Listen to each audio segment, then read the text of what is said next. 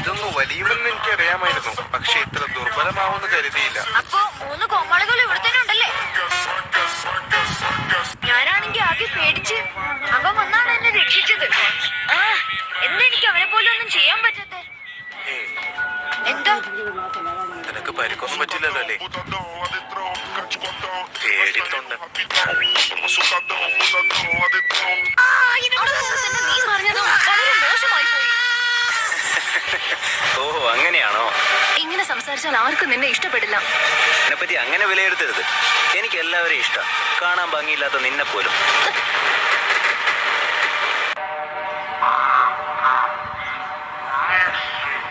കണ്ടിട്ട് എന്തോ പോലെ തോന്നുന്നു.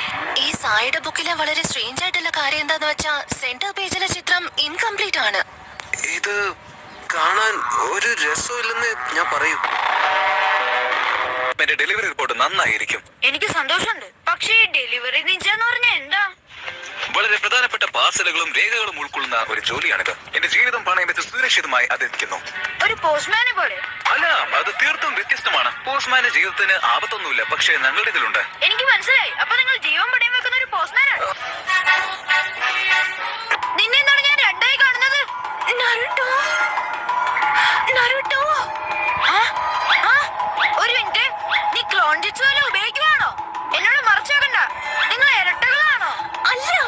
ദൈവമേ, ഇവർ രണ്ടുപേരിൽ ആരാണ് ശരിക്കുള്ള ഹിനാറ്റയെന്ന് എങ്ങനെ കണ്ടുപിടിക്കും?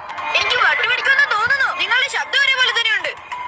എനിക്ക് കിട്ടി. ഞാനൊരു ചോദ്യം ചോദിക്കാം, അതിന് ഉത്തരം യഥാർത്ഥ ഹിനാറ്റയ്ക്ക് മാത്രമേ പറയാൻ പറ്റൂ. ശരി, ഹിനാറ്റയുടെ അച്ഛന്റെ പേരെന്താണെന്ന് അറിയാമോ? അത് ഫലിച്ചില്ല. എന്റെ ചോദ്യം എത്ര പ്രയാസമാണെന്ന്